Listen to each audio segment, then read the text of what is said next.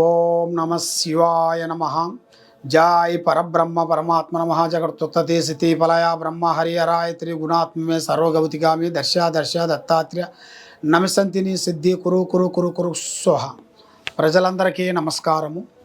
2025 విశ్వవసునామ సంవత్సరం అందరికీ శుభాకాంక్షలు.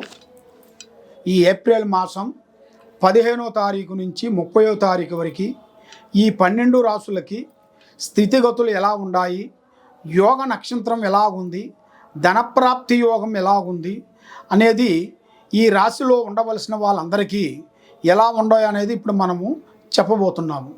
కాబట్టి ఈ రాశిలో ఉండవలసిన వాళ్ళకి గ్రతములో ఎలా ఉంది, ఎప్పుడు ఎలా ఉంది, ఎలా నడుస్తుంది, మరి ఈ సంవత్సరంలో ఎలా నడవబోతుంది అనేది మనం అమ్మవారి విషయాలన్నీ మీకు మీరు లాస్ట్ వరకు చూసినట్టుగా అయితే మీకు అన్నీ అర్థమవుతాయి. ఓం నమ శివాయ నమ.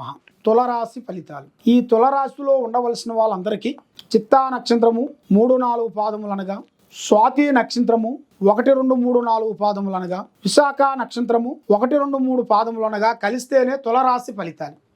ఈ తులరాశిలో ఉండవలసిన వాళ్ళకి ఆదాయము, అదృష్టము, యోగము.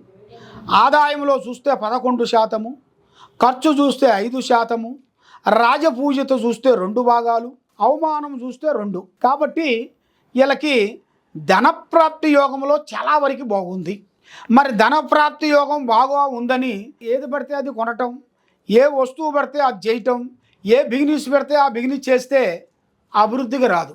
మీ పేరు బలంలో, మీ నక్షత్ర బడిలో, మీ యోగా నక్షత్రాన్ని బట్టి, మీ జన్మంలో ఉండాల్సిన కొన్ని దోషాలను బట్టి, మీలో ఉండాల్సిన ఒక టయాలను బట్టి మీకు ఎదురవుతుంటుంది.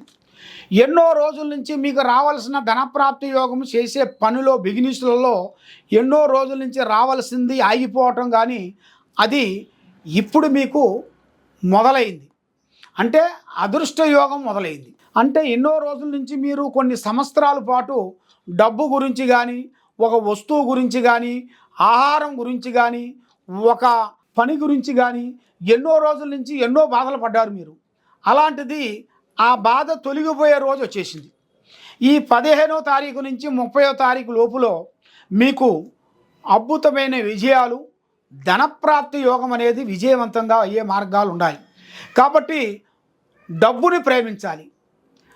అన్నిటికన్నా మనకి ముఖ్యమైనది డబ్బు. డబ్బు లేనివాడు డుబ్బికి పనిచేయడు. డబ్బు ప్రధానం. మనం ఏ కార్యక్రమం చేసినా కూడా మనకు పని కావాలన్నా డబ్బే. మరి ఆ డబ్బు కావాలంటే మన ఆహారం తినాలన్నా, వస్తువు కొనుక్కోవాలన్నా, వాహనం తీసుకోవాలన్నా, ఇల్లు కట్టుకోవాలన్నా డబ్బే. మరి ఆ డబ్బు లేదు మనం ఏం చేయలేం కదా. ఆ డబ్బు మనకు కరెక్ట్గా నిలబడాలంటే మనం పెట్టే ఖర్చు రూపాయికి ఆలోచించి ఖర్చు పెట్టుకోవాలి. ఏం కాదులే, మన దగ్గర ఇప్పుడు 10,000 ఉండాలిలే ఇవన్నీ మనం ఖర్చు పెట్టుకున్నాం అనుకో, మళ్ళీ అదో గది పాలయ్యే మార్గాలు కొన్ని ఉంటాయి. డబ్బుని ప్రేమించండి, డబ్బుని గౌరవించండి, పెద్దవాళ్ళని ఆరాధించండి, పెద్దవాళ్ళని గౌరవించండి, వృద్ధుల్ని ప్రేమించండి. ఈ తులరాశిలో ఉండవలసిన వాళ్ళకి ముఖ్యంగా శ్రీ కనకదుర్గా అమ్మవారిని పూజించాలి. శ్రీ కనకదుర్గా అమ్మవారిని మీరు పూజించి శుక్రవారం రోజున, శుక్రవారము 5 శుక్రవారాలు లేదా 9 శుక్రవారాలు ఇంట్లో పూజా బలం పెట్టుకొని, మనం నవరాత్రుల టయాలలో అమ్మవారిని ఎలా పూజిస్తామో అదే విధంగా ఇంట్లో 9 వారాలు ఇంట్లో ఆ అమ్మవారు పటం పెట్టుకొని, ఒక విస్తరాకేసి దాంట్లో నవధాన్యం వేసి ఒక జ్యోతి వెలిగించేసి, ఆ విధంగా మీరు 9 వారాలు మీరు చేసుకున్నట్టుగైతే మీ ఇంట్లో అదృష్ట యోగము, ధనప్రాప్తి యోగము చాలా వరకు కలుగుతుంది.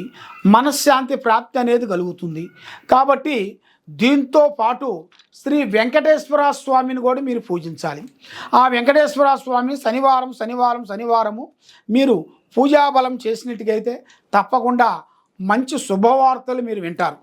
కాబట్టి మరి వైవాహిక జీవితంలో ఎన్నో రోజుల నుంచి అభిమానంగా, ప్రేమగా భార్యాభర్తలు కలిసిన వాళ్ళకి కొన్ని సమస్యలు ఎదురయ్యే మార్గాలు ఉన్నాయి. ఆ సమస్యలు మీకు మీద ఉండకూడదు అంటే మీరు కొంచెం ఆలోచించి అడుగేయాలి.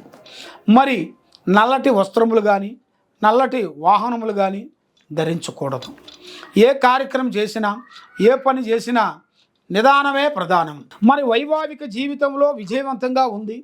కోర్టు సమస్యలు కానీ, భూమి సమస్యలు కానీ, వ్యాపార సమస్యలు కానీ కొన్ని మార్పులు రాబోతున్నాయి. కాబట్టి ఉద్యోగం చేసే వాళ్ళకి కానీ, బిజినెస్ చేసే వాళ్ళకి కానీ, రియల్ ఎస్టేట్ చేయాల్సిన వాళ్ళకి కానీ, తర్వాత ఫీల్డ్లో ఉండవలసిన వాళ్ళకి కానీ, ఏ ఫీల్డ్ అయినా కానీ చేసే వాళ్ళకి ముందే వాళ్ళ విషయాలను చెప్పుకోకూడదు.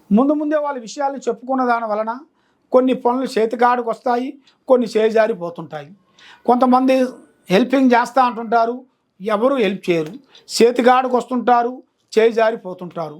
కాబట్టి వీళ్ళు చేయాల్సిన పూజా బలం శ్రీ కనకదుర్గ అమ్మవారిని, దాంతోపాటు శ్రీ వెంకటేశ్వర స్వామిని వీళ్ళు పూజించినట్టుగైతే అష్టకష్ట దరిద్ర దోషాల నివారణ అనేది అయిపోతుంది. ఓం నమః శివాయ నమః.